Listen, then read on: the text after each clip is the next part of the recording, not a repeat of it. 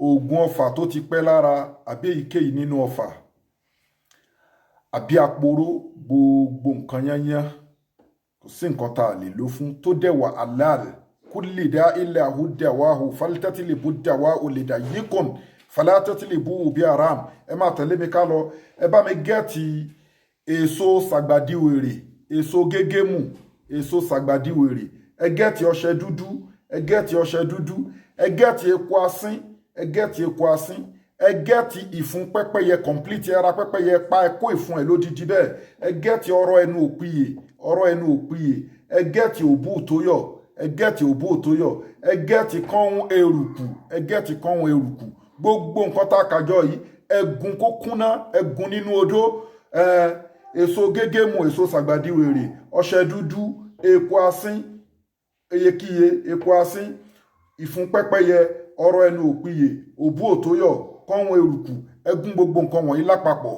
Ẹ máa tẹ̀lé mi ká lọ. Tó bá ti gún tán kí ni nǹkan tó fẹ́ ṣe pẹ̀lú ẹ̀ síwájú kó tó ṣiṣẹ́ yìí àbí tó bá parí iṣẹ́ yìí tán, nǹkan tó bá lágbára fi sí àkáǹtì àwọn ọmọ aláìní.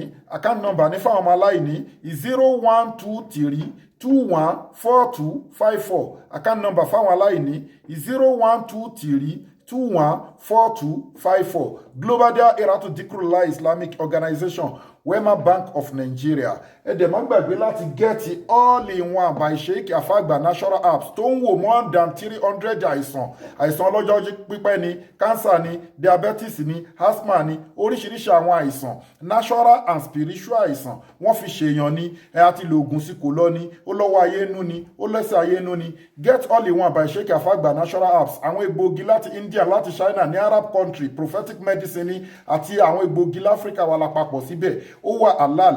À ń ṣe promo ẹ̀ lọ́wọ́ báyìí ní Nàìjíríà at rate of 15,000 naira. Àwọn èèyàn ń lò wọ́n ń dúpẹ́ torí innal izzata lillahi jami'an, gbogbo agbára Ọlọ́run ọba lónìí. Àwọn èèyàn ń lò wọ́n ń dúpẹ́. Ọlọ́run jẹ́ kí wọn náà lè dúpẹ́.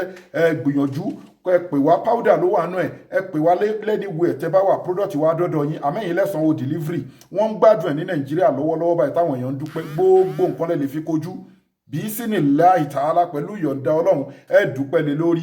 Ẹ WhatsApp wa lórí +2761295638 ẹ WhatsApp wa lórí +2761295638.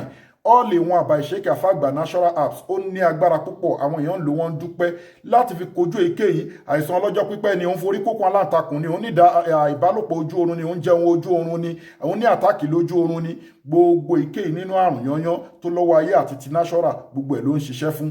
Àdúrà wa gbà. Gbogbo nǹkan tó wá gùn yẹn bá mi dá sínú àdíẹ̀ yan kó fi ilẹ̀ kó wá máa mú díẹ̀ díẹ̀.